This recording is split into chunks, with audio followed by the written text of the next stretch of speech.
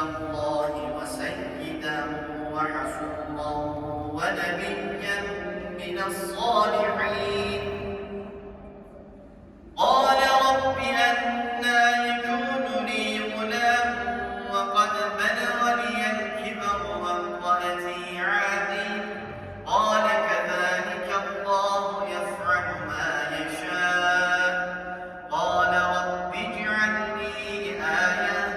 قال آيتك ألا تكلم الناس 3 أيام إلا رمزا واذكر ربك كثيرا وسبح بالعشي والإبكار.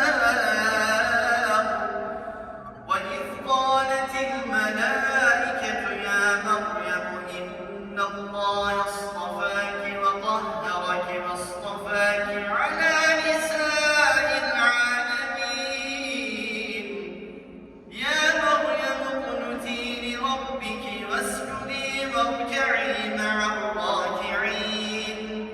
ذلك من أنباء الغيب نوحيه إليك وما كنت لديهم إذ يلقون أقلامهم أيهم يكفل مريم وما كنت لديهم إذ يختصمون.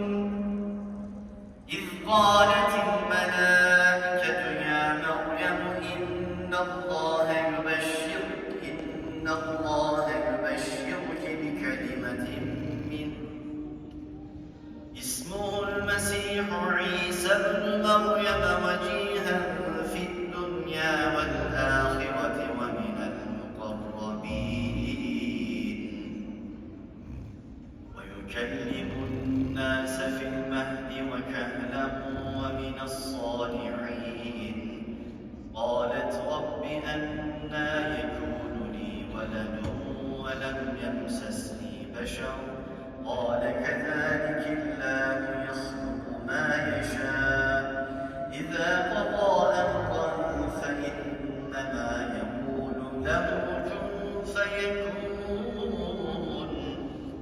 ويعلمه الكتاب والحكمة والتوراة والإنجيل ورسولا إلى بني إسرائيل أني قد جئتكم بآية من ربكم أني أخلق لكم من الطين كهيئة الطير فأنفخ فيه فيكون طيرا بإذن الله. وأبرئ الأكمه والأبرص وأحيي الموتى بإذن الله.